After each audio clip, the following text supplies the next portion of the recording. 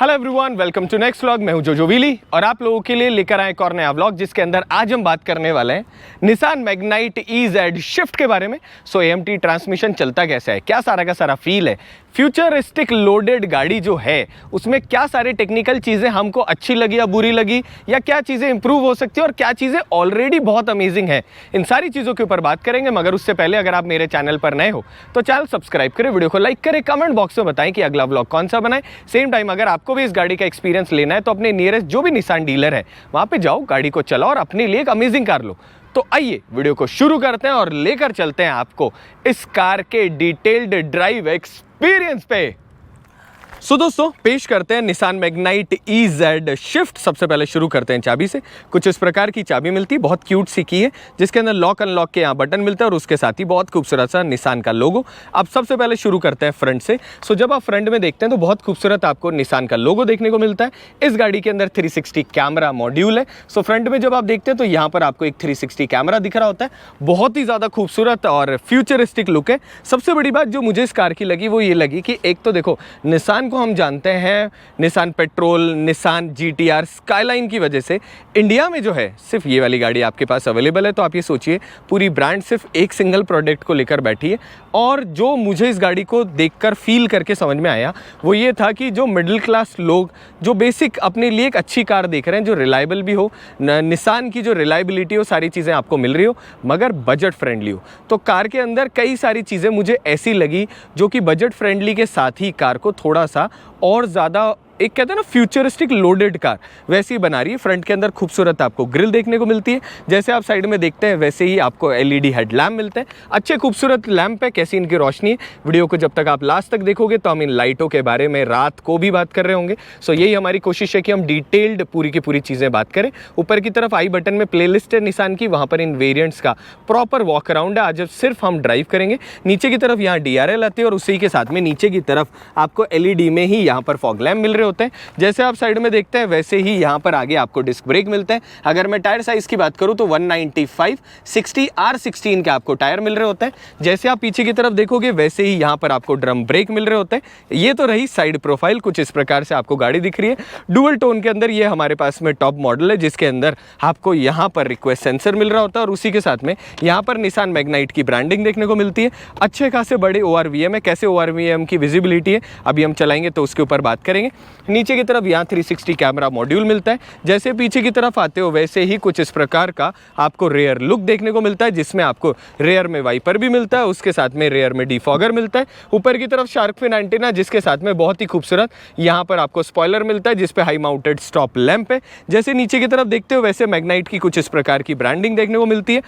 बहुत ज़्यादा गर्मी है इस वक्त। इस गर्मी में AC कैसा काम करता है अभी चलाएंगे तो उसके ऊपर बात करेंगे। सेम टाइम कुछ इस प्रकार की लाइट्स, अगेन वीडियो के लास्ट तक प्लीज़ बने रहिएगा क्योंकि वहाँ लाइट्स का थ्रो कैसा है इसके ऊपर भी बात करेंगे। सेम टाइम यहाँ पर EZ शिफ्ट की आपको ब्रांडिंग देखने को मिलती है और उसके साथ में यहाँ पर मिलते हैं आपको 4 पार्किंग सेंसर, एक यहाँ पे ऐसा ही उस तरफ आपको पार्किंग सेंसर मिलते हैं। नीचे की तरफ रिफ्लेक्टर और उसके साथ ही फ्रंट रियर हर तरफ से थोड़ा सा SUV लुक मिलता है। अब अगर मैं ट्रंक की बात करूं तो गाड़ी के अंदर अच्छी खासी बड़ी आपको ट्रंक मिलती है। अगर मैं ऑल ओवर ट्रंक की बात करूं तो 336 लीटर आपको ट्रंक में स्पेस मिल रहा होता है। अब ये स्पेस कितना है अप्रॉक्स जब आप यहाँ पर देखते हो तो कुछ इस प्रकार से आपको देखने को मिलता है। आई होप आपको दिख पा रहा हो क्योंकि हमने ना इस पर फिल्टर लगा रखा था थोड़ा, तो इसलिए थोड़ा सा डार्क हो रहा होगा। तो यहाँ पर जब आप देखते हैं तो अच्छा खासा आपके पास में 336 लीटर का यहाँ स्पेस मिलता है, जिसमें यहाँ आपको एक ट्रंक में लाइट मिल जाती है, हुक मिल जाता है, जिसके साथ ही नीचे की तरफ यहाँ स्पेयर टायर भी मिल जाता है। अगर मैं स्पेयर टायर की बात करूँ तो 185/65 R15 का स्टील रिम मिल रही होती है। अच्छी खासी डीप आपके पास में ट्रंक है जिसके अंदर 4 लोग जब बैठे या 5 लोग जब बैठे तो आपका पूरा का पूरा सामान रखने में आ जाता है। सेम टाइम यहाँ पर आपके पास में हैंडल मिल जाता है जिससे कि आप प्रॉपरली कर लेते हो इसको बंद। अब ये तो रही पीछे की तरफ ट्रंक की बातें।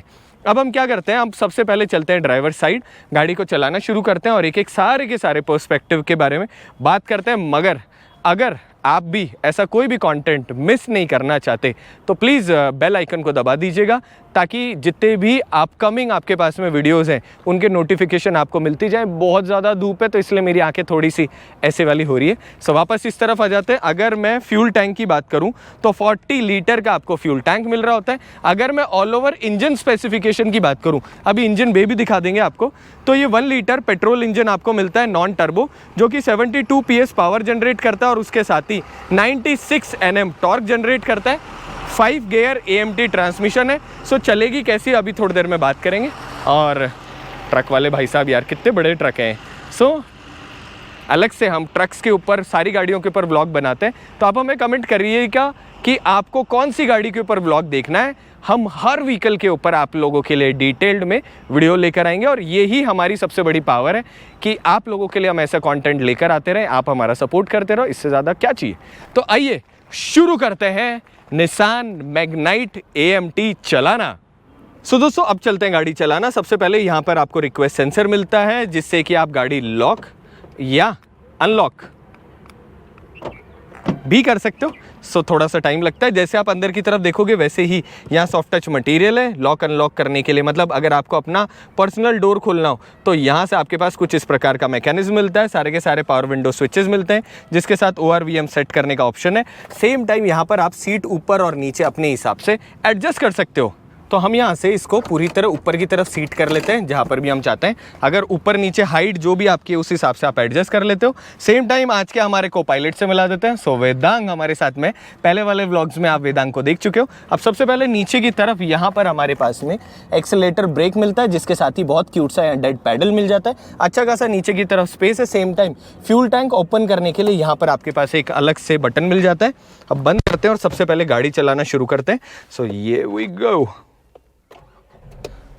करी हमने गाड़ी स्टार्ट और ठंडी ठंडी हवा, थोड़ी सी ब्लोअर की स्पीड ज़्यादा होगी पर दैट इज़ मैनेजेबल। और साथ में हम लगा लेते हैं सीट बेल्ट। सो वेदांग ने तो पहले सीट बेल्ट लगा ली, हम अभी लगा लेते हैं।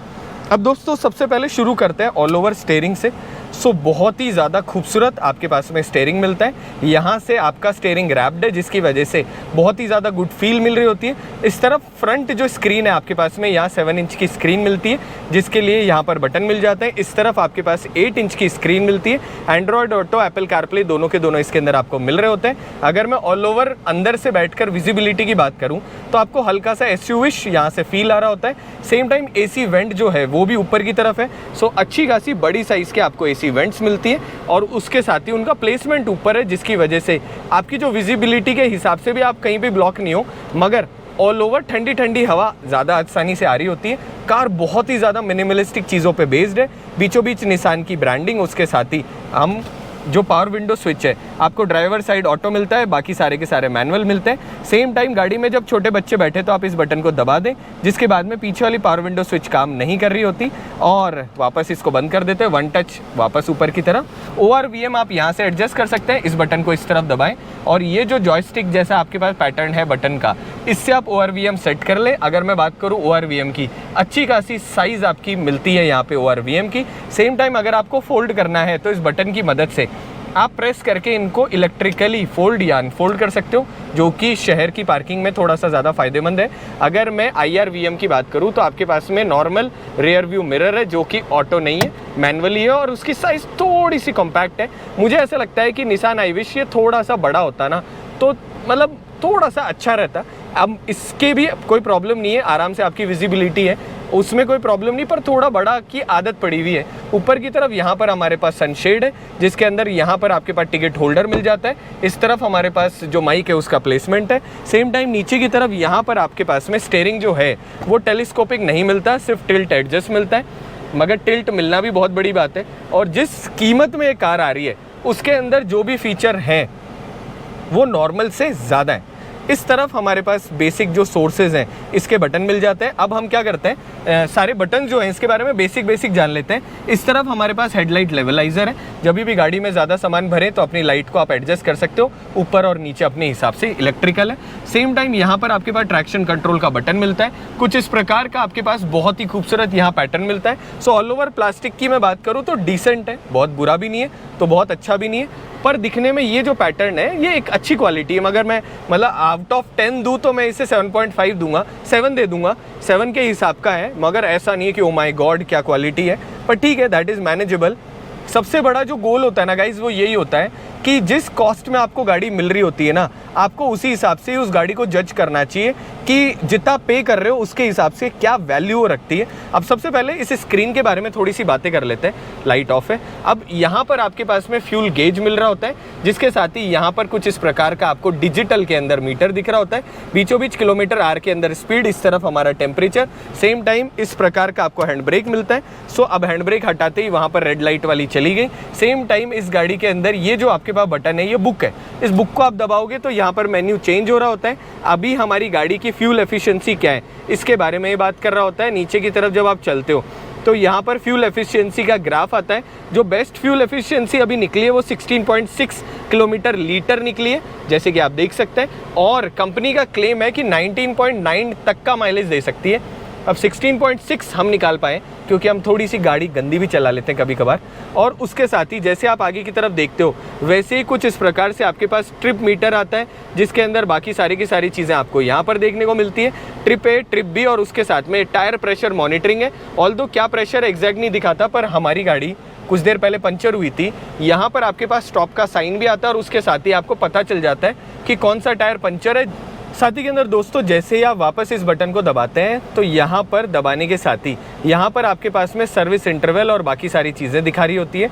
सो प्रॉपरली सारी चीज़ें। सेम टाइम डिमिंग कंट्रोल में जैसे आप जाते हो, ओके वाला बटन यहाँ प्रेस करते हो, वैसे ही जो स्क्रीन है फ्रंट की, इसकी ब्राइटनेस आप कम या ज़्यादा कर सकते हो। सो अगर आप रात को चला रहे हो, आप चाहते हो थोड़ी ब्राइटनेस कम हो, तो आप यहाँ से भी उसे एडजस्ट कर सकते हो। अच्छी खासी यहाँ पर हमारे पास में ऑल ओवर जो विजिबिलिटी है चीज़ों की, वो आपको यहाँ पर देखने को मिलती है। मैं यहाँ से थोड़ा पीछे आ गया। सेम टाइम अभी 48 डिग्री सेल्सियस टेम्परेचर है एंड 12:21 इस वक्त टाइम हो रखा है। अगर गाड़ी की मैं रेंज की बात करूँ तो 90 किलोमीटर की अभी मुझे इसमें रेंज मिल रही है। अब यहाँ से हम आ जाते हैं पीछे की तरफ। ये तो रही ऑल ओवर माइलेज और बाकी सारी चीज़ें।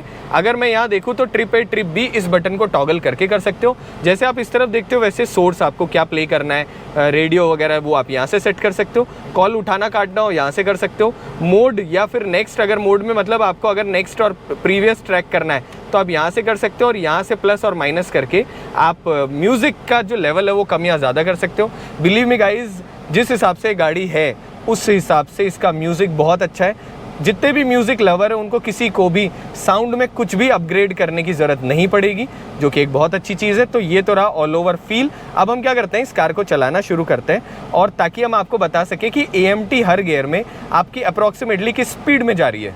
अब दोस्तों हमारी गाड़ी हमने आइडल खड़ी करी और अब हम शुरू करते हैं all over speed check. First gear 37 something, second gear 60, third gear मतलब ऑटोमेटिक है पर हमें पता चल जाएगा, approximately 91, fourth,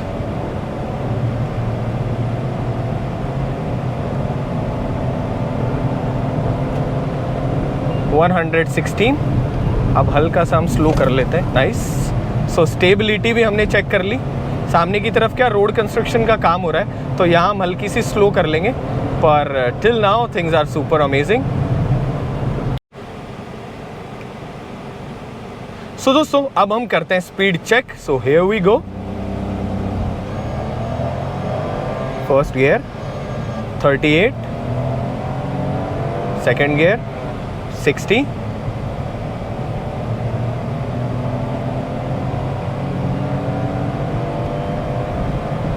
third gear 90, fourth में आ चुके हम।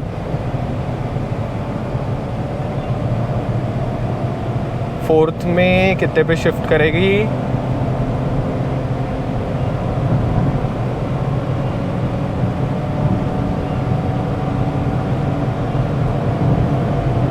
One 132। Nice.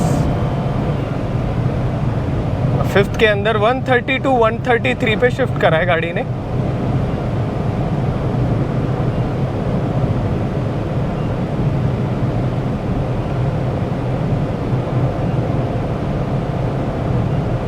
Nice. So guys भाग तो देखो गाइज बहुत अच्छी रही है गाड़ी, कोई भी इसमें हमको प्रॉब्लम नहीं लगी। और एक्सेलरेशन कितनी देर में हुआ वो तो देखो आप लोग हमसे ज़्यादा समझदार हो, आप हमें कमेंट करके बताइएगा।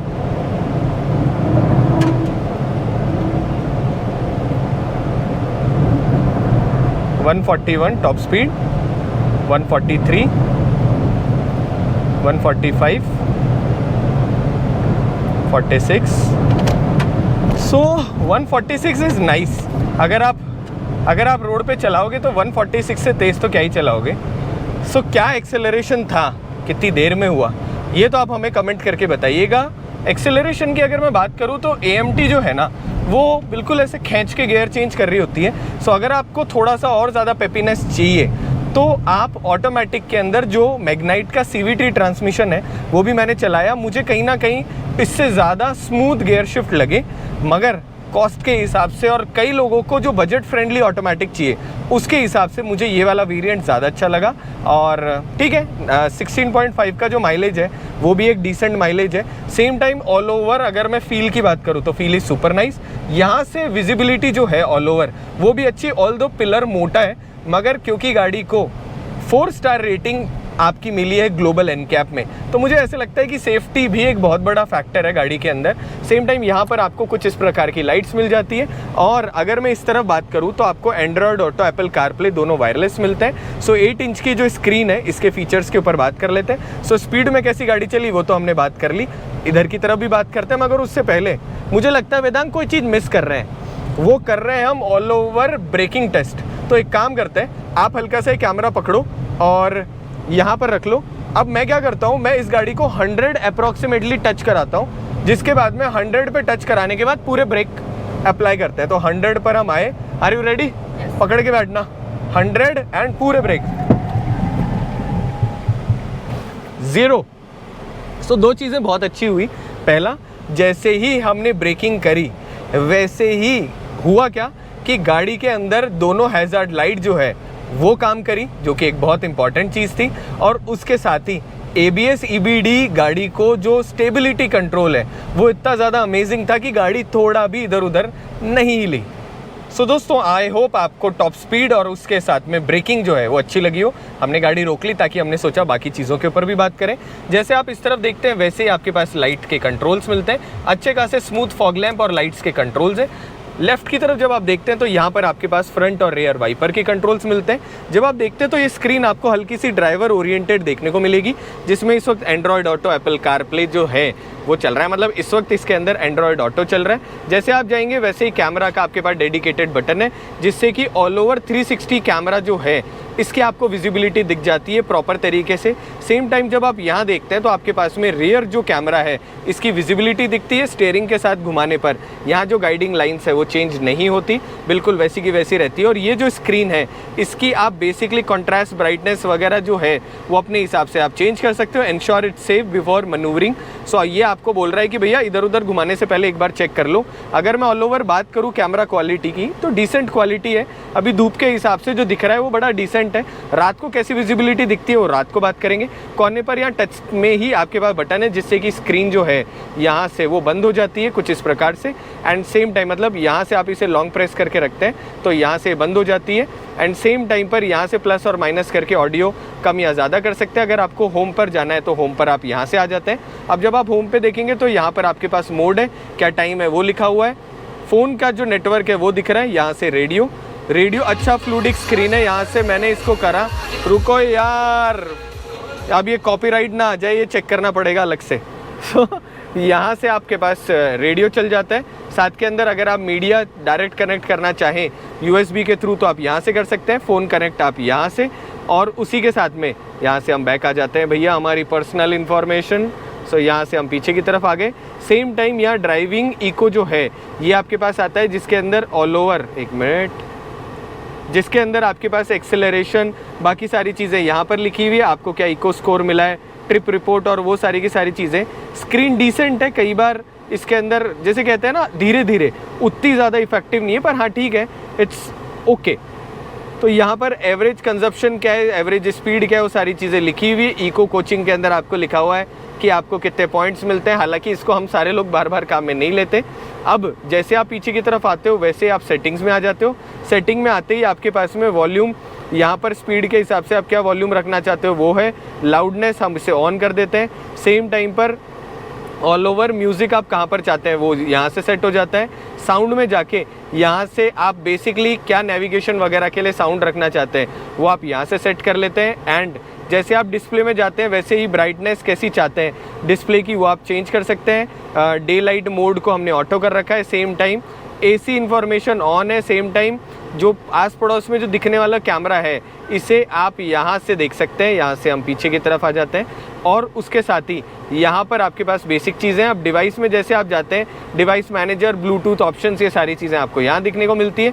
सिस्टम में जाने के बाद क्या लैंग्वेज आप रखना चाहते हैं, उसके साथ में फैक्ट्री सेटिंग करना, क्लॉक वगैरह चेंज करना, वो सारी चीज़ें आप यहाँ से कर सकते हैं। बहुत बेसिक इन्फॉर्मेशन है, बहुत कॉम्प्लिकेशंस नहीं है। यहाँ पर हमारे पास एंड्रॉयड ऑटो जो है वो इस वक्त हमारा दिख रहा है। सो जैसे आप फ़ोन कनेक्ट करते हैं वैसे ही वो सारी चीज़ें आ जाती है।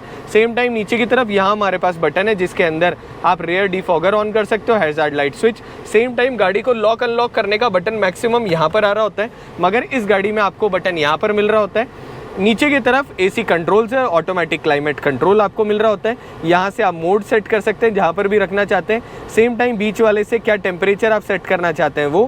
फ़ैन स्पीड यहाँ से आप चेंज कर सकते हैं। हमने थोड़ी सी फ़ैन स्पीड बढ़ा रखी है क्योंकि हमारा GoPro ओवर हीट हो रहा है।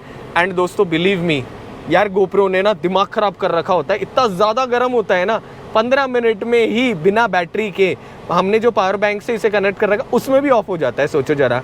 पर हाँ ठीक है, जो गर्मी बाहर पड़ रही है उसके अंदर ऑफ हो सकता है। नीचे की तरफ जैसे आप जाते हैं वैसे ही आपके पास में यहाँ पर फ्रंट डिफॉगर जो है उसका बटन मिल जाता है। उसके साथ के अंदर यहाँ पर हमारे पास AC ऑन या of, auto climate control on करने का बटन, और उसके साथ ही यहाँ पर रीसर्कुलेशन ऑफ एयर, अंदर चाहते हो या बाहर। जैसे अभी बाहर की हवा फ्रेश एयर कर दी, अभी हमने अंदर की हवा कर दी। अच्छे खासे कंट्रोल है, प्रेस करने पर बड़ा ही मज़ेदार ये रहता है। उसके नीचे की तरफ यहाँ हमारे पास स्पेस है जिसके अंदर आप आराम से फ़ोन रख सकते हो। हाई स्पीड चलाने पर भी फ़ोन इधर उधर नहीं होता। मेरे पास S23 अल्ट्रा है बड़ा से कवर के साथ, और ये आराम से यहाँ फिट हो गया। जैसे आप इसके नीचे चलते हो, हम लाइट ऑन कर लेते हैं, वैसे ही यहाँ आपके पास में 12 वोल्ट का सॉकेट मिलता है जिसके साथ में USB-A मिलती है जिसमें पेन ड्राइव वगैरह आप लगा सकते हो। सेम टाइम यहाँ पर भी आपके पास कभी स्पेस है, कितना फंबल कर रहा हूँ मैं, जिसके अंदर आप छोटा मोटा और सारा सामान रख सकते हो। वायरलेस फ़ोन चार्जर नहीं मिलता। उसके साथ ही यहाँ पर मिलता है आपको बहुत ही ज़्यादा प्यारा गियर शिफ्टर। सो बीचों बीच इसके अंदर N है, आगे की तरफ R, पीछे की तरफ D। आराम से शिफ्टिंग करना आसान है। अच्छा जिसे कहते हैं ना ग्रिपी, आपके पास में यहाँ पर गियर लीवर मिलता है। सेम टाइम इस तरफ करने के बाद में आपके पास मैनुअल में कन्वर्ट हो जाता है। सो माइनस और प्लस करके आप गाड़ी को यहाँ पर देखो, अभी M1 M2 लिखा हुआ आ रहा है, तो मैं लाइट ऑफ करता हूँ। यहाँ पर M1 M2 लिखा हुआ आ रहा है, तो अपने हिसाब से आप इसी गियर को मैनुअल में कर सकते हो। अब आप बहुत सारे लोग मुझसे एक सवाल पूछोगे, यार जब गाड़ी चलानी ही ऑटोमेटिक है तो मैनुअल में क्यों करना है। सो सपोज करो आप किसी भी अपहिल चढ़ रहे हो और आप चाहते हो यार थर्ड गियर में गाड़ी दब रही है, मैं सेकंड में डाल लेता हूँ, तो उस केस के अंदर आप इस प्रकार से गाड़ी गियर चेंज भी कर सकते हैं। ओवरटेक करने में भी आसान रहता है। सेम टाइम अगर आप किसी मिट्टी वाले इलाके में या वापस पहाड़ी पर चढ़ रहे हो और आपको लगे कि गाड़ी का पावर ड्रॉप हो रहा है, उस केस में ये ट्रैक्शन कंट्रोल का बटन ऑफ कर दें तो उसकी वजह से आपकी गाड़ी का ऑल ओवर परफॉर्मेंस लूज नहीं होगी। किसी दिन आप मुझे कमेंट करोगे तो विल ट्राई कि हम इसके ऊपर भी एक अलग से वीडियो बना दें। अब दोस्तों ये तो कर ली हमने सारी इधर की तरफ बातें, और अब हम क्या करते हैं, हम इस तरफ बैठते हैं, थोड़ी देर वेदांग को भी चलाने के लिए देते हैं ताकि हम को पैसेंजर साइड बात कर सकें। अब साथ के अंदर क्योंकि गाड़ी को हम यू टर्न कर रहे हैं तो एक और चीज़ आप लोगों को बता देते हैं। गाड़ी में आपको 5 मीटर का टर्निंग रेडियस मिलता है, जो कि किसी भी जो छोटी कार है उसके लिए बहुत अच्छी बात है, क्योंकि ऑल ओवर गाड़ी अंदर से बड़ी है, बाहर से दिखने में भी बड़ी है, मगर टर्निंग रेडियस डिसेंट होने की वजह से आप जो है वो कभी भी परेशान नहीं होते। एक तो स्टीयरिंग इलेक्ट्रिकल आपको मिलता है, सॉफ्ट स्टीयरिंग है, आराम से घूम जाता है, आपको बिल्कुल भी फटीग महसूस नहीं होता। और दूसरी बहुत अच्छी बात यह है कि 5 मीटर के टर्निंग रेडियस होने की वजह से आपको जहाँ पर भी मन करे ना, इधर हम देख लेते हैं भाई साहब गाड़ी आ रही है इधर से, सो टर्निंग रेडियस स्मॉल होने की वजह से आराम से आप अपनी गाड़ी कहीं पे भी घुमा लेते हो। एक मुझे ऐसे लगता है वेदांत, कलर जो ब्लू कलर है ना, ये थोड़ा वाइब्रेंट कलर है जिसकी वजह से ना आराम से आपकी गाड़ी किसी भी स्टेट में दिख जाती है, आप आराम से स्टीयरिंग घुमा सकते हो। सो अभी जो हमने बात करी टर्निंग रेडियस की, वो तो हमें बहुत अच्छी लगी। हालांकि मैं बाहर उतर के आपको डेडिकेटेडली दिखा दूंगा कि ऑल ओवर टर्न करने पर गाड़ी की ऑल ओवर, मतलब कहते हैं ना कितनी सी दूरी में गाड़ी घूम जाती है, वो सारी चीज़ें। अब एक काम करो यार, बाकी भी तो सीट पे बैठ के एक्सपीरियंस करें, जरूर थोड़ी आप ड्राइव ही करो। हो सकता है ना आप गाड़ी खरीदो मगर बगल वाली सीट पे बैठना पड़ जाए, तो आइए बगल में बैठते हैं और वहाँ से देखते हैं कि और क्या क्या स्पेशल है गाड़ी के अंदर। सो दोस्तों अब बैठते हैं को पैसेंजर साइड। सबसे पहले जैसे आप यहाँ देखते हैं वैसे ही बहुत ही खूबसूरत आपको जो डोर हैंडल है उस पर क्रोम इंसर्ट देखने को मिलता है। सेम टाइम ड्राइवर ही नहीं, को पैसेंजर साइड भी आपको यहाँ पर रिक्वेस्ट सेंसर मिलता है। सो अगर आपके पास में चाबी है तो को पैसेंजर साइड भी बैठ सकते हो। अब अंदर बैठने के साथ ही सबसे पहले इस तरफ आपके पास बहुत सारा स्पेस मिलता है जिसमें आप बॉटल वगैरह सारी चीजें रख सकते हो। यहाँ पर भी कभी स्पेस मिलता है। और अब क्या करते हैं, हम थोड़ा सा सीट बेल्ट लगा लेते हैं। सो वेदांग, हियर वी गो, चलाओ कार, ताकि हम बाकी सारे के सारे कंफर्ट के बारे में बात करें। सीट जो है इसे मैं मेरे हिसाब से एडजस्ट कर लेता हूँ, मैंने थोड़ी ज़्यादा ही पीछे कर रखी थी। सो सबसे पहले को पैसेंजर साइड अच्छा खासा आपको व्यू मिलता है। SRS एयर बैग जो है वो यहाँ पर लिखा हुआ है। Same time piano black element आपको यहाँ देखने को मिलता है। बहुत मिनिमलिस्टिक डैशबोर्ड मिलता है जिसके साथ ही अच्छा खासा बड़ी साइज का आपको ग्लव बॉक्स मिलता है। ग्लव बॉक्स के अंदर की तरफ यहाँ पर आपको लाइट मिलती है जिसकी वजह से सामान रखना आसान हो जाता है। और आप देखो गाइस कितना ज़्यादा डीप आपको ग्लव बॉक्स मिल रहा है। हालांकि मुझे भी समझ में नहीं आया कि इस गाड़ी में इतना सारा सामान रखेंगे कहाँ से। 336 लीटर की आपको ट्रंक मिल रही है, इतना बड़ा ग्लव बॉक्स मिल रहा है, ऊपर और नीचे बहुत सारी स्पेस मिल रही है। सो ठीक है, मतलब ट्रैवलिंग करने के लिए जाओ तो जो सामान आप लेकर जाते हो उससे ज़्यादा ले जा सकते हो। अब सबसे पहले एक तो हेडरूम की बात करते हैं। अप्रोक्सीमेटली इतना हेडरूम मुझे यहाँ पे मिल रहा है। 165 सेंटीमीटर मेरी हाइट है जिसके हिसाब से मैं बहुत ज़्यादा कंफर्टेबल हूँ। सेम टाइम पर ऊपर की तरफ जब आप यहाँ देखते हैं तो सनशेड के साथ ही आपको वैनिटी मिरर मिलता है। हाँ, वैनिटी लाइट नहीं मिलती पर वैनिटी मिरर मिलता है प्रॉपर वाला। और उसके साथ ही अच्छा खासा यहाँ पर सनशेड मिल जाता है। थोड़ा सा स्पेस बच रहा है, बहुत नेग्लिजिबल, अदरवाइज अच्छे बड़े साइज के सनशेड है जो कि एक बहुत अच्छी बात है। सेम टाइम अगर मैं बात करूँ ऑल ओवर सीट की तो आप देख सकते हैं कि मेरे पास अंडर थाई सपोर्ट भी बहुत अच्छा है। अब ये जो सीट है इनका फैब्रिक अच्छा है। बात अच्छी ये लगी मुझे इस फैब्रिक की कि गर्मी के अंदर ना ये फैब्रिक ओवरहीट नहीं हो रहा, जिसकी वजह से थोड़ा सा मैं ज़्यादा कंफर्टेबल बैठा हुआ हूँ। बकेट फिनिश सीट होने की वजह से आपका जो कंफर्ट है वो अच्छा खासा एनहांस्ड है। उसके साथ ही आपको 2 पॉइंटर सीट बेल्ट मिल रहे होते हैं जिसकी वजह से थोड़े से आप ज़्यादा कंफर्टेबल हो जाते हो। एंड अगर मैं वेदांग की बात करूँ तो वेदांग कैसी लगी गाड़ी चलाने के अंदर? है ना, फील गुड। सो मैं और वेदांग हम बहुत सारी गाड़ियाँ एक्सप्लोर कर रहे होते हैं। वेदांग कई बार मिनी चला रहा होता है, बस मुझे चलाने के लिए नहीं देता है। बट आज मिनी के बाद में एक और कार चलाने का एक्सपीरियंस, आई एम हैप्पी कि हम सारे भाई लोग गाड़ियों का एक्सपीरियंस कर रहे होते हैं। इससे ज़्यादा अमेजिंग बात क्या है, ऊपर की तरफ अच्छा खासा बड़ी साइज का आपको हेडरेस्ट मिल रहा होता है। सो टिल नाउ अगर मैं को पैसेंजर साइड की बात करूँ तो I am feeling comfortable. Seats comfortable है, कोई बहुत ज़्यादा ओवर नहीं कह सकते, बट जिस प्राइस में आप गाड़ी ले रहे हो, आप ये बताओ मुझे कि गेस करो पहले तो कि अप्रोक्सीमेटली मैग्नाइट की क्या कॉस्ट होगी, और नीचे की तरफ कमेंट करो क्योंकि अभी मैं बता देता हूँ। मात्र 6 लाख रुपए से स्टार्ट होकर ये गाड़ी 11.11 लाख रुपीस में आपको टॉप मॉडल मिल रहा होता है। मुझे लगता है मार्केट के अंदर ये जो प्राइस है ना, ये किसी भी इकोनॉमिकल कार के सेगमेंट में ना एक डिसेंट प्राइस है। कि ऐसा नहीं है कि बहुत बड़ा आपसे कोई पैसा मांगा जा रहा है, बिल्कुल वर्थ इट वाला जो प्राइस है वो है। और रिलायबल तो देखो ब्रांड है। अब मुझे पर्सनली ऐसा लगता है कि क्योंकि ब्रांड सिंगल है, लिमिटेड रिसोर्सेज हैं, तो लोगों का ट्रस्ट जीतना निसान के लिए थोड़ा सा बड़ा गोल है। मगर जितने लोगों के पास में ये गाड़ी है ना, मेरे जानकारों के पास, किसी ने इसकी बुराई नहीं करी, जो कि एक अच्छी बात है एज ए ब्रांड। और मैं जब गया गाड़ी को वॉश क्लीन कराने के लिए तो वहाँ जो मैंने लोगों से बात करी ना, तो भी मुझे बहुत अच्छा रिव्यू मिला लोगों से कि जो लोग ऑलरेडी ओन कर रहे हैं ना मैग्नाइट को, they are very happy with this car. तो अब हैप्पीनेस के बारे में बात करें और रेयर सीट के बारे में बात करें, ऐसे कैसे हो सकता है। सो अभी पीछे चलते हैं, मगर उससे पहले एक चीज़ और बता देते हैं। इस तरफ हमारे पास सॉफ्ट टच मटेरियल है जिसके साथ जब आप कार में बैठते हो तो आर्म रेस्ट जो है वो प्रॉपर आपको फ्रंट सीट के हिसाब से मिल रहा होता है। Same time power window switches का प्लेसमेंट भी बहुत अच्छा है and build quality wise things are good.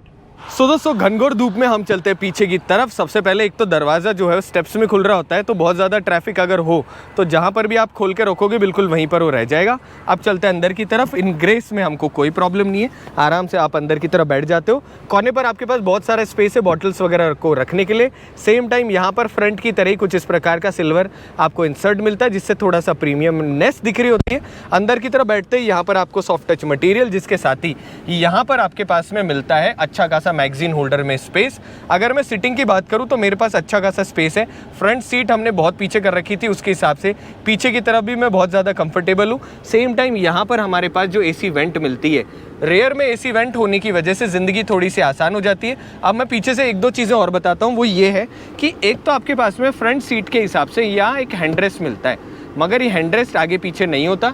हो सकता है कई लोगों का यहाँ बहुत ज़्यादा प्रैक्टिकल अप्रोच ना हो। सेम टाइम इसके अंदर की तरफ भी आपके पास में यहाँ पर कुछ भी खुलने की जगह नहीं आती, क्योंकि यहाँ पर आपके पास जो एसी वेंट इस पॉइंट पर ही मिल रही होती है, may be because of that reason. मगर हैंडरेस्ट देना एक बहुत अच्छी बात है। कई लोग हैंडरेस्ट बोलते हैं, कई लोग आर्मरेस्ट बोलते हैं, पर बेसिकली पर्पस सॉल्विंग है। सेम टाइम यहाँ पर इसको आप खोल या बंद सकते हो, कर सकते हो, बंद कर सकते हो। वेदांग चलो ताकि इसके बारे में बात कर लेते हैं। सेम टाइम नीचे की तरफ आपके पास 12 वोल्ट का सॉकेट मिलता है। एक अच्छी बात ये है कि पीछे वाली जो सीट्स है ये कंफर्टेबल भी है, और उसके साथ ही आपको 2 पॉइंटर सीट बेल्ट मिल जाता है, अच्छी खासी कंफर्टेबल। अगर मैं हेडरूम की बात करूं तो पीछे की तरफ करीब करीब मेरे पास इतना सारा हेडरूम मिल रहा होता है। इसके साथ ही पीछे की तरफ आपके पास में यहाँ रीडिंग लैम्प मिल जाता है, और उसके साथ ही अगेन पीछे की तरफ भी आपको ये वाला टेक्सचर मिल रहा होता है। तो ये जो है मुझे अच्छा लगा, क्योंकि सीटें गर्म ना होना इज़ ए गुड थिंग।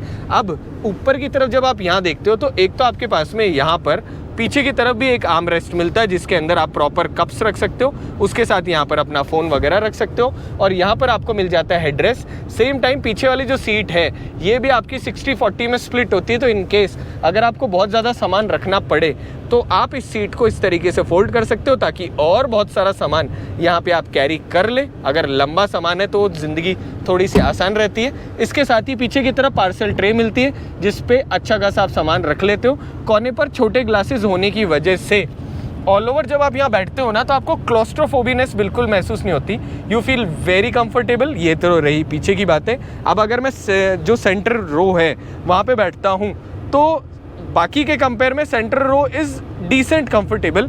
ऐसा नहीं है कि बहुत ज़्यादा कंफर्टेबल है, तो ऐसा नहीं बिल्कुल ही बुरी है। सेम टाइम जब आप बीच में बैठते हो तो यहाँ पर आपका कंफर्ट भी बहुत अच्छा रहता है, और उसके साथ ही आपके पास में सेंटर में भी अगर आप बैठते हो तो बहुत ही लोअर डाउन हम्प है, जिसकी वजह से आप अनकंफर्टेबल नहीं होते। कुछ इस प्रकार की आपको ऑल ओवर विजिबिलिटी दिख रही होती है। सो बीच में बैठने वाले के हिसाब से भी मुझे विजिबिलिटी वाइज बहुत ही ज़्यादा अच्छा लगा। सो दोस्तों एक और बहुत अच्छी बात ये लगी मुझे कि कॉर्नर्स में जो स्टेबिलिटी आपको इस गाड़ी की मिल रही है ना, वो काबिले तारीफ़ है।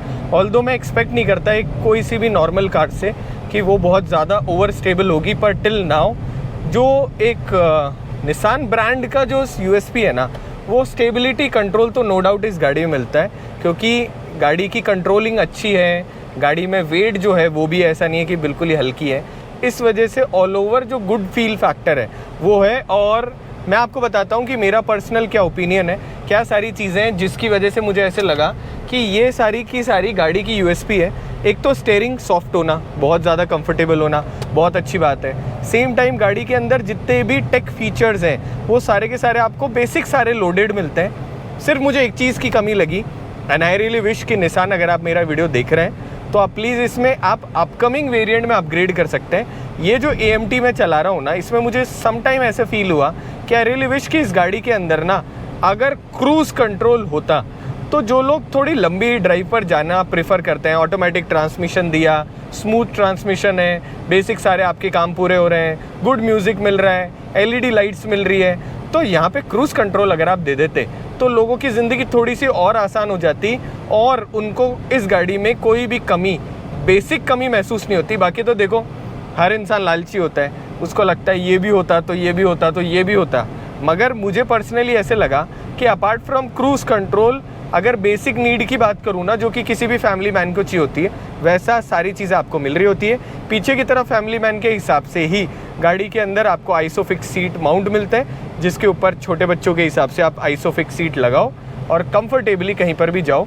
ब्रेकिंग एफिशिएंसी बहुत अच्छी है, ब्रेकिंग पंच बहुत अच्छा है। सेम टाइम पर आपको गाड़ी में जो क्रीप फंक्शन मिलता है कि जैसे आप हल्का सा ब्रेक छोड़ते हैं वो धीरे धीरे चलना शुरू हो जाती है, उसकी वजह से ज़िंदगी आसान रहती है। अगर मैं कूलिंग की बात करूं, भाई साहब इतना बड़ा ट्रक, ग्रीन लाइट होने के बाद में भैया जाएंगे पहले, पर हाँ ठीक है, ट्रक वाले भैया इतना एफर्ट कर रहे होते हैं तो मुझे पर्सनली ऐसे लगता है कि इतनी तो इनको माफ़ी मिल जानी चाहिए। सो गाड़ी के अंदर आपको जो एसी की कूलिंग है, इस टेम्परेचर में भी बहुत ही ज़्यादा अच्छी कूलिंग है।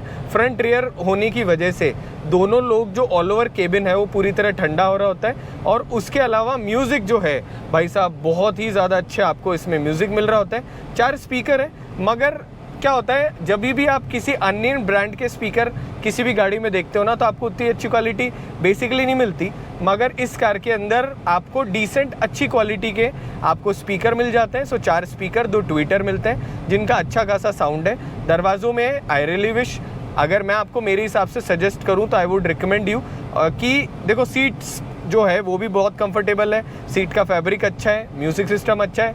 अगर आपको लगे कि यार आप थोड़ा सा मेरी तरह म्यूज़िक और अच्छा सुनना चाहते हो, स्पीकर ओरिजिनल रखो, बस इसमें डैम्पिंग शीट्स जो है अगर आप लगा दोगे तो उसकी वजह से म्यूज़िक का जो फ्लो है वो और ज़्यादा अच्छा हो जाएगा। एंड हो सकता है किसी ना किसी दिन आप फिर मुझे बोलो कि यार जोजो भाई म्यूज़िक में इम्प्रूवमेंट हो गया, क्योंकि पर्सनली मुझे 2 चीज़ें लगती है कि आप अपनी गाड़ी के अंदर ना म्यूज़िक अपग्रेड कर दो। दूसरा जो ग्लासेस है इनके ऊपर गरवारे की ना यूवी फिल्म आ रही है, जिसको लगाने की वजह से धूप भी कम आती है। ऑल्दो ये कोई पेड वीडियो नहीं है, मगर मैंने मेरी खुद की गाड़ी में गरवारे की यूवी फिल्म लगवाई, जिसकी वजह से ट्रांसपेरेंसी भी सेम रहती है, मगर उसकी वजह से गाड़ी थोड़ी ठंडी रहती है। एंड सेम टाइम दरवाज़ों में डैम्पिंग शीट लगाने के बाद में जो बाहर का जो साउंड आता है वो कम हो जाता है। ऑल्दो मैग्नाइट में मुझे ये कोई प्रॉब्लम नहीं आई कि बाहर की नॉइज़ आपको बहुत ज़्यादा सुनाई दे रही हो, मगर म्यूज़िक जो स्पीकर का साउंड है ना उसमें बेस थोड़ा और अच्छा हो जाता है, जो कि एक अच्छी बात है। तो ये तो रही यहाँ की सारी चीज़ें। अब जो इस चीज़ को अभी हम एक्सपीरियंस कर रहे हैं वो है हार्श ट्रैफिक में गाड़ी चलाना। सो दोस्तों सबसे बड़ा फ़ायदा क्या है, क्योंकि आपके पास ऑटोमेटिक कार है, तो ऑटोमेटिक कार में ना ज़िंदगी में थोड़ा सा आराम रहता है। मानते हो नहीं मानते? सो होता क्या है बेसिकली, आज के टाइम आप किसी भी बड़े शहर में चले जाओ आपको वहाँ पे ट्रैफिक मिलेगा ही मिलेगा, मगर इस केस के अंदर ट्रैफिक होने के बाद में भी क्योंकि आपके पास ऑटोमेटिक कार है तो आपको वो ट्रैफिक बहुत ज़्यादा महसूस नहीं होता। अब गाइस जो भी मेरे ब्लॉग देख रहे हैं उनको मैं एक सजेशन दे देता हूँ, क्योंकि बहुत सारे लोग मुझसे सवाल पूछ रहे होते हैं कि यार भैया ऑटोमेटिक लें या मैनुअल लें, ऑटोमेटिक चलती कैसी है, होता है ना, बहुत सारे लोगों का सवाल होता है। तो देखो दोस्तों मैं आपको बेसिक फंडा बताता हूँ। मैनुअल कार के कंपेयर में एक तो ऑटोमेटिक कार थोड़ी सी महंगी आती है, हल्की सी मतलब 1,50,000 रुपये तो आती है।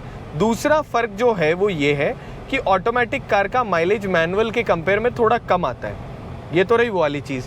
तीसरी, बहुत सारे लोग मुझसे एक सवाल पूछते हैं कि यार हमने सुना कि हमारे मैकेनिक या लोगों ने हमको कहा कि भैया ऑटोमेटिक कार की मेंटेनेंस कॉस्ट ज़्यादा होती है। तो दोस्तों देखो, पहली बात ये, मेरा पर्सनली मुझे ऐसा लगता है कि ऑटोमेटिक कार की मेंटेनेंस कम होती है। ऐसा क्यों?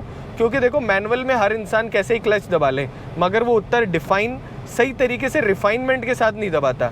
तो होता क्या है, क्लच प्लेट आप जल्दी फूंक लेते हो, ऑटोमेटिक कार में क्लच प्लेट जल्दी नहीं जलती। दूसरा, जब भी आप कहीं अटकते हो तो आप क्या करते हो, मैनुअल में हल्का सा डी क्लच करके चलते हो, ऑटोमेटिक में भैया वो आपको सिर्फ एक्सेलरेट करना, उस हिसाब से चलेगी। तो ऑटोमेटिक का जो मेंटेनेंस है वो कम है, मगर जब ऑटोमेटिक का क्लच खुलता है मेंटेनेंस के लिए तो पैसा ज़्यादा लग रहा होता है। तो ऑल ओवर दोनों का मिक्स ऐसा ही है कि दोनों बराबर कॉस्टिंग करती है। दूसरी तरफ मैनुअल किनको लेनी चाहिए? पहला, जिनको माइलेज गाड़ी का ज़्यादा चाहिए। दूसरा, जिनको पैर के दर्द से कोई मतलब नहीं है मगर उनको थोड़ा कंफर्ट चाहिए, तो उन लोगों के लिए ऑटोमेटिक बहुत अच्छी है। अगर आप स्पेशली शहर में गाड़ी चलाते हो तो बिलीव मी गाइज आपको ऑटोमेटिक ही लेनी चाहिए, ये बात भी क्लियर। अब आप लोग मुझसे एक और सवाल पूछोगे, ऑटोमेटिक चलती कैसे है? तो देखो मैं बेसिक फंडा बता देता हूँ। आप मैनुअल चला रहे हो, मतलब आप कार चला रहे हो तो आप मैनुअल चला रहे हो कई सालों से, तो ये जो पैर है इसको तो दे दो आराम, इसको टच भी नहीं करना। अब राइट का जो पैर है आपका, इस पैर से आप सालों से क्या कर रहे हो, इस पैर से आप ब्रेक और एक्सेलरेट कर रहे होते हो राइट पैर का, तो लेफ्ट पैर आपको यूज़ नहीं करना, राइट पैर से आप एक्सेलरेट करो, जब आपको रोकनी है ब्रेक लगा लो। इसके अलावा कोई गणित नहीं है, ब्रेक दबाओ, यहाँ से गियर बदलो, उसके बाद में एक्टिवा की तरह एक्सेलरेट करके गुड टू गो। फिर भी कोई प्रॉब्लम हो तो आप मुझे कमेंट कर सकते हो। बाकी आई विल ट्राई कि हम इस व्लॉग के अंदर आपको सारी की सारी चीज़ें समझाने की कोशिश करें। फिर भी अगर कुछ रह जाए तो प्लीज़ गाइज अब हमें बताइएगा, वील ट्राई कि हम उसके ऊपर डिटेल वीडियो बनाएं। इवन अगर आप मुझे बोलोगे तो मैग्नाइट की सर्विस होती कैसे है, सर्विस बेसिक इंटरवल क्या होता है, सर्विस कॉस्ट क्या होती है, इनके ऊपर भी वीडियो बना देंगे। मगर कमेंट तो करो। तो अगर मैं ऑल ओवर ट्रैफिक की बात करूं तो गाड़ी का ट्रैफिक के अंदर चलाने का भी मज़ा है, क्योंकि ऑटोमेटिक है तो आराम से आपकी गाड़ी चल रही होती है। और क्योंकि गाड़ी की साइज़ बहुत बड़ी नहीं है तो इसलिए गाड़ी को ओवरटेक करते हुए भी आपको प्रॉब्लम नहीं है। इलेक्ट्रिकल स्टीयरिंग होने की वजह से आप बहुत ही ज़्यादा कंफर्टेबल हो, आपको आपकी गाड़ी की ऑल ओवर साइज़ का एक अंदाज़ा हो जाता है, तो आप बिल्कुल भी परेशान नहीं होते। एंड सेम टाइम आप अपनी गाड़ी कहीं से भी निकाल सकते हो। सो दोस्तों आ चुके हैं हम वापस कार के अंदर और अब टेस्ट करते हैं कि रिवर्स गियर के अंदर गाड़ी जो है उसकी टॉप स्पीड क्या है। सो हियर वी गो।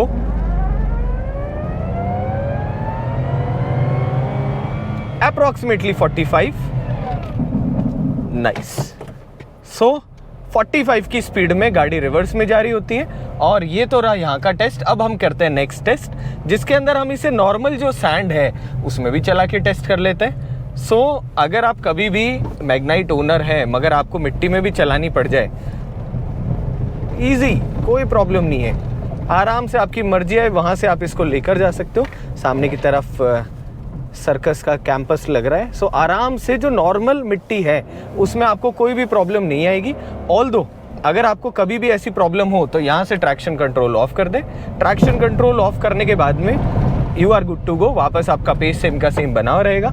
अब ये तो रहा माइल्ड ऑफ रोडिंग और उसके साथ में सैंड वाला पार्ट। अब हम चलते हैं सीधे की सीधे थोड़ा सा ग्रेवल वाले सेक्शन में, जहाँ पे हम एक्सपीरियंस करते हैं मैग्नाइट को कि किस तरीके से चलती है। अब आप देखो गाइज, जैसे ही आप है ना हल्का सा भी स्पीड में चलाते हो वैसे ESC ऑफ हो चुका है। अब यहाँ से ट्रैक्शन कंट्रोल को वापस हम ऑन कर लेते हैं। अगर आप हल्की सी स्पीड में चलाते हो गाड़ी 60 प्लस तो आपने आप वापस जो ट्रैक्शन कंट्रोल है वो डायरेक्टली ऑन हो जाता है। तो दोस्तों अब मैग्नाइट को करते हैं टॉर्चर टेस्ट और देखते हैं कि इस जो ट्रेल है इसके ऊपर ये गाड़ी कैसी चल रही है। सो आप देख सकते हो कि बिल्कुल भी आपको कहीं पर भी रोड नहीं दिखेगी।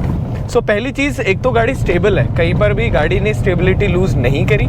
दूसरा, सस्पेंशन वाइज रोड पर तो सस्पेंशन अच्छा था, ऑफ द रोड भी कोई प्रॉब्लम नहीं है। 205 mm की जो ग्राउंड क्लियरेंस है वो हर जगह आपको गुड कंट्रोल दे रही है। स्टीयरिंग बहुत स्टेबल है, कहीं पर भी स्टीयरिंग ऐसा नहीं है कि लैग कर रहा हो किसी भी सेंस में। और आगे की तरफ आप देख सकते हो कि रोड है ही नहीं। तो ये हमारा जो ट्रैक है यहाँ पर हम अच्छे तरीके से गाड़ियों को टेस्ट कर रहे होते हैं। अगर मैं आस पड़ोस के ऑल ओवर बॉडी पार्ट्स की बात करूं तो बहुत ज़्यादा मेरे पास आवाज़ नहीं है, ब्रेकिंग बहुत अच्छी है, आराम से ऑफ द रोड ब्रेकिंग में कोई प्रॉब्लम नहीं है। अगर मैं ऑल ओवर सैंड का ऑल ओवर एक्सपीरियंस कर चुके हैं, मगर अगर प्रॉपर वेज की बात करूं तो स्टीयरिंग इज़ सुपर कंफर्टेबल।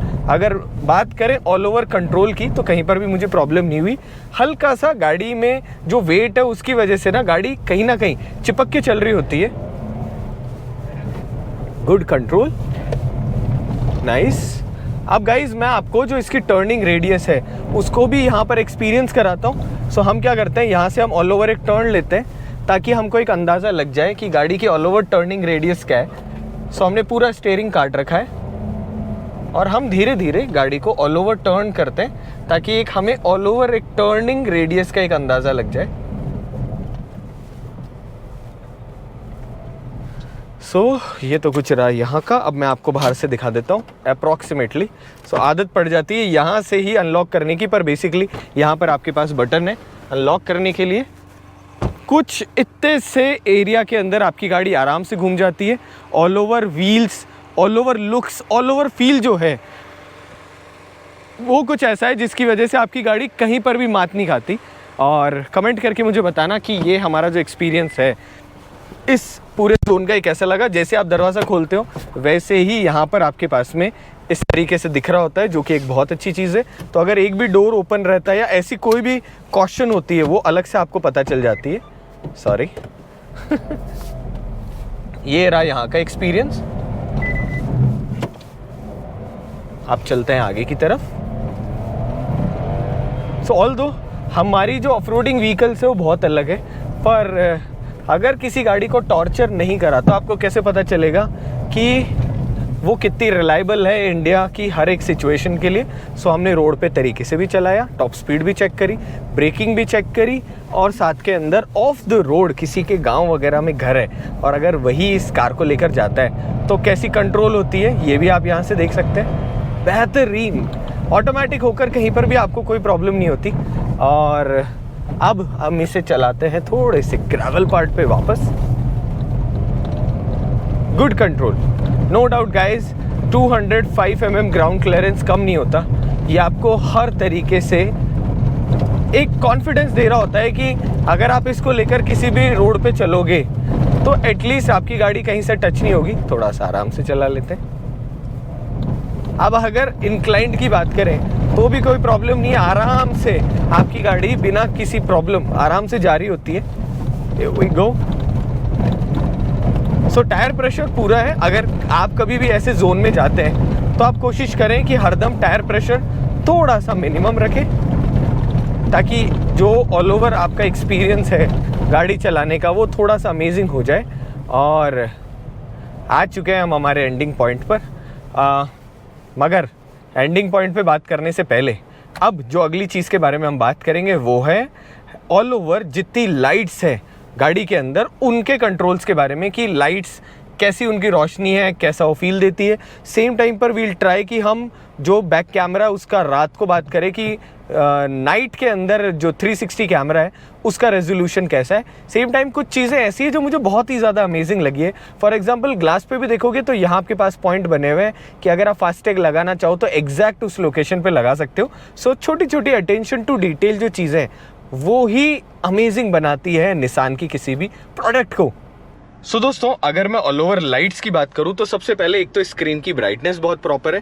इसी के साथ के अंदर हैज़ार्ड लाइट और बाकी जितने स्विचेस हैं इनमें बहुत अच्छी लाइट्स दिख रही है। सबसे अच्छी बात यह है कि जैसे आप यहां पर देखते हैं वैसे ही गाड़ी के अंदर आपके पास लॉक अनलॉक का जो बटन है इसकी रोशनी थोड़ी सी ज़्यादा हाईलाइटेड है, जिसकी वजह से जब भी आप अपनी गाड़ी वगैरह चला रहे होते हो तो आपको प्रॉपरली अनलॉक का बटन दिख जाता है। नीचे की तरफ AC कंट्रोल जो है इनमें जो लाइट आपको दिख रही है इसकी विजिबिलिटी बहुत अच्छी है। सेम टाइम नीचे की तरफ यहाँ USB पोर्ट की विजिबिलिटी बहुत अच्छी है। सामने जो स्क्रीन है इसकी ब्राइटनेस भी बहुत ज़्यादा अच्छी है। ऊपर की तरफ यहाँ पर आपके पास जो रीडिंग लैंप है इसकी ब्राइटनेस भाई साहब है तो येलो, मगर बहुत ही ज़्यादा इसकी आपको अच्छी लाइट मिल रही होती है। अगर मैं फ्रंट लाइट्स की बात करूँ तो आप देख सकते हैं कि जब आप लो बीम पर हैं तो अच्छा खासा लाइट का आपको थ्रो देखने को मिलता है। और उसी के साथ के अंदर जब आप हाई बीम की बात करें तो LED के अंदर लाइट्स का बहुत ही ज़्यादा अच्छा थ्रो है। मैं आपको वापस दिखाता हूं। तो जैसे ही मैं अंधेरे की तरफ चला, अब आप देख सकते हैं गाइस कि कितनी अच्छी आपको यहाँ पर रोशनी मिल रही है।